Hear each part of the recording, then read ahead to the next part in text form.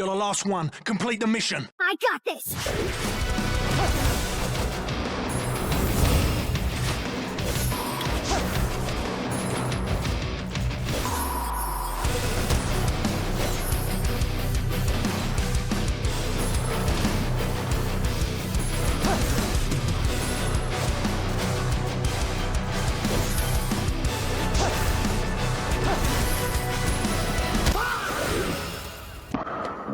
You have failed me for the last time.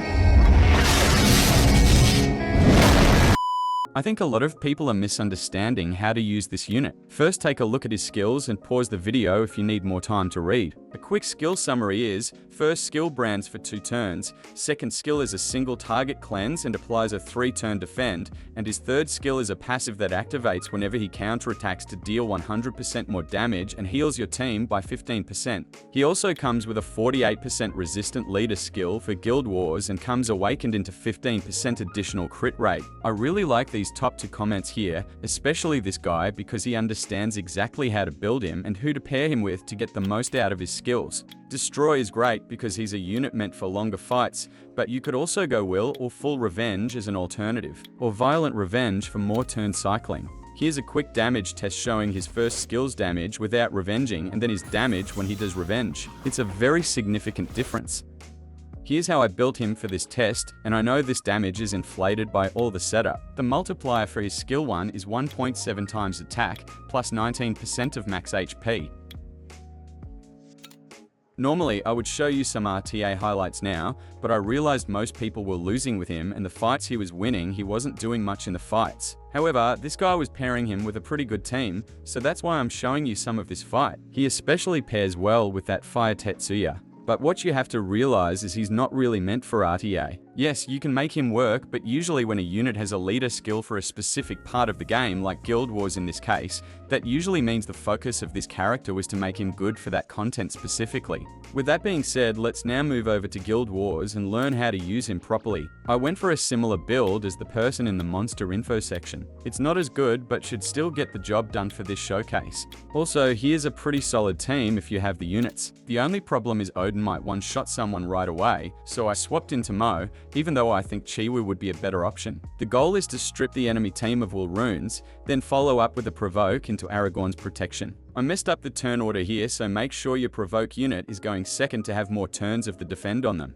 Of course, Berlinus missed all his provokes here, but he's also not the most reliable provoker because it only has a 50% chance to activate. Luckily, he still gets attacked and we get the double revenge. This is also a reason why he's better for Guild Wars. There's more of a chance the enemy AI will attack the target you are defending because there is only 3 units instead of 4. Also, if you are dealing with a dark defense, for example, you could use a light tank to focus the hits while being defended by Fire Aragorn. I do think they should buff him in the future and give his second skill the ability to apply threat for 3 turns as well. This would make it so you don't have to worry about bringing in a provoke unit every time. With that being said, pairing him with units that apply threat, like Ophelia the Fire Paladin, are also great units to pair with him. I'm sure you are thinking of other units that can provoke or go under threat state, so please share your thoughts in the comments on who else will pair nicely with him.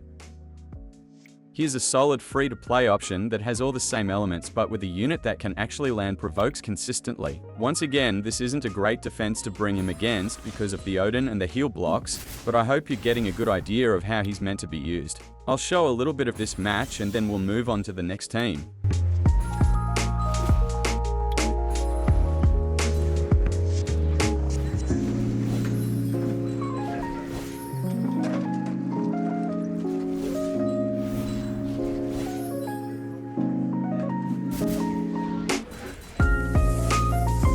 This team is more practical because of having Chiwu to strip and open up an opportunity to provoke right after. Just make sure your provoking unit is faster than Aragorn if you want to make the most out of this setup. And ignore this trash defense, I'm just fighting it to showcase everything easier.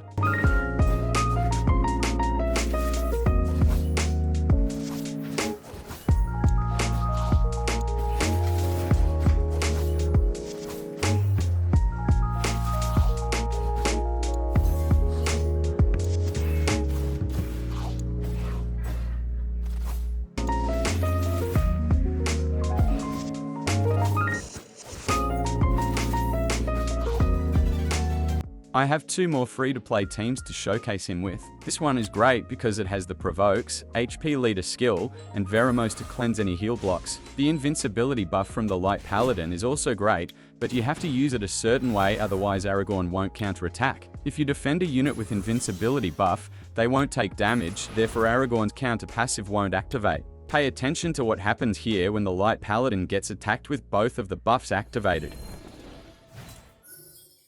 What are you doing?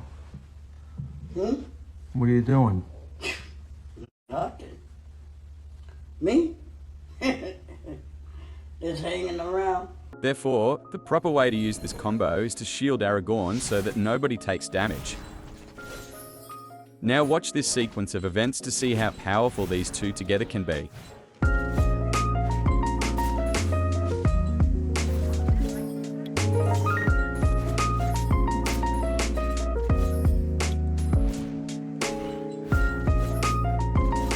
Here's the last team I want to showcase, and this time we will be using Aragorn's leader skill. It's 7% higher than Light Paladins, which is pretty nice if you're trying to get everyone on 100% resistance. Also, adding the Riley into the mix makes this a very annoying defense to deal with, or an offense that can sustain for days. You also get a boost in damage because of the attack buff from Riley. I'm gonna let this match play out, and I really think this would be a good time for you to start brainstorming ideas of units that can improve upon Aragorn's skill set even further. And like I said, please leave your thoughts in the comments. I look forward to reading what everyone has to say, and let me know who you want me to cover next.